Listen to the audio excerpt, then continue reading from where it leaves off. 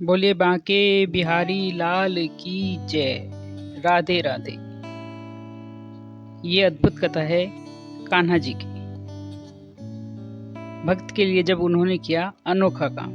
अगर भक्त का प्रेम सच्चा हो तो भगवान उसके लिए नंगे पैर दौड़े आते हैं। वही बात जब कन्हैया की हो तो कहना ही क्या।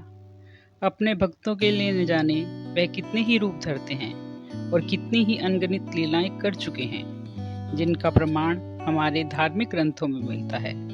ऐसी ही एक रोचक कथा है जब कन्हैया ने अपने भक्त के लिए एक अनोखा काम किया।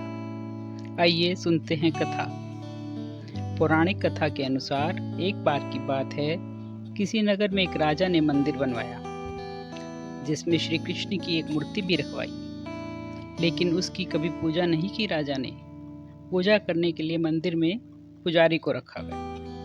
पुजारी नियमित कन्हैया जी को नहलाता, बड़ी ही श्रद्धा भाव से उनकी पूजा अर्चना करता। राजा भी रोज कान्हा जी के लिए एक फूलों की माला भेज देता था, और जब वह दर्शन करने आता तो पुजारी उस माला को उतारकर राजा को पहना देता था। ऐसे ही करते करते पुजारी की उम्र बीत चुकी थी।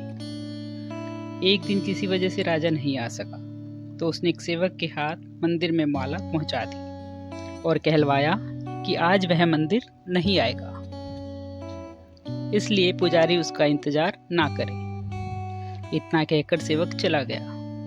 पुजारी ने हमेशा की तरह कन्हैया जी को माला पहना दी, लेकिन जब शाम हुई तो पुजारी यह सोचने लगा, माला उतारकर किससे पहनाई जाए।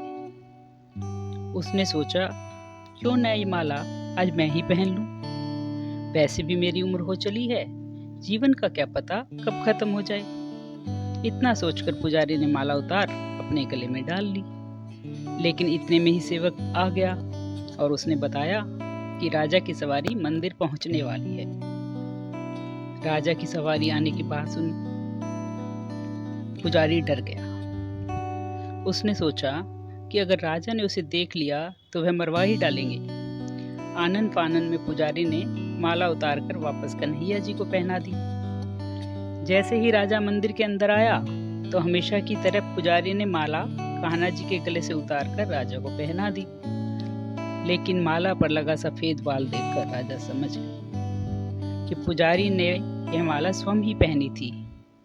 बस फिर क्या था, राजा क्रोधित हो उठे और उन्होंने गुस्से में पुजारी से पूछा कि माला पर सफेद बाल कहाँ से आया।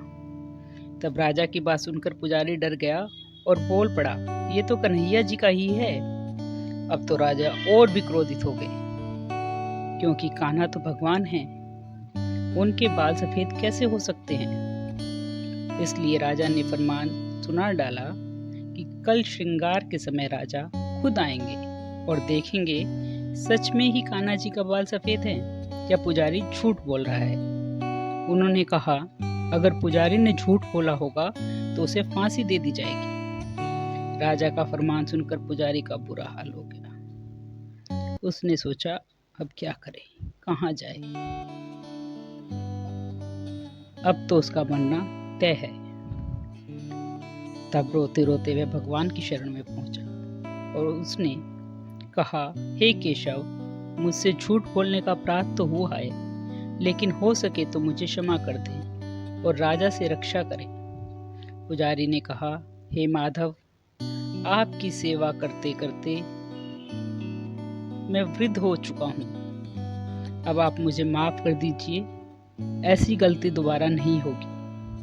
यही कहते कहते पुजारी की न जाने कब आंख लग गई। उसकी आंख तब खुली जब सुबह हो चुकी थी। उधर सुबह होते ही राजा भी आ गया और कहने लगा, कान्हा जी का श्रृंगार वह खुद करेगा। ऐसा कहकर जैसे ही राजा ने कान्हा जी का मुकुट उतारा तो देखा कि श्री कृष्ण के सारे बाल ही सफेद है। जय जय। लेकिन राजा को फिर भी यकीन नहीं हुआ। उसे लगा फांसी के डर से पुजारी ने बालों को रंग दिया होगा। राजा ने सोचा, क्यों न कन्हैया जी का एक बाल तोड़कर देखा जाए। इसके बाद राजा ने कान्हा जी का एक बाल तोड़ दिया। लेकिन जैसे ही बाल टूटा, कन्हैया के सिर से खून की धारा बहने लगी। यह देखकर राजा भगवान के चरणों में गिर पड़ा और माफी मांगने लगा। तभी श्री कृष्ण की मूर्ति से आवाज आई, हे राजन, तुमने मुझे केवल मूर्ति मात्र ही समझा। आज से मैं भी तुम्हारे लिए केवल मूर्ति मात्र ही रहूंगा। लेकिन पुजारी ने सच्चे मन से और पूरी श्रद्धा से मेरी भक्ति की है, इसलिए उसकी अनन्य भक्ति को देखकर मुझे अपने बाल सफेद करने पड़े। कन्हैया जी ने कहा, भक्ति में कभी भी संशय नहीं होना चाहिए और सच्चे भक्त की लाज तुम्हें कभी नहीं जाने देता। जय जय जय जय जय जय, बोलिए बांके बिहारी लाल की जय।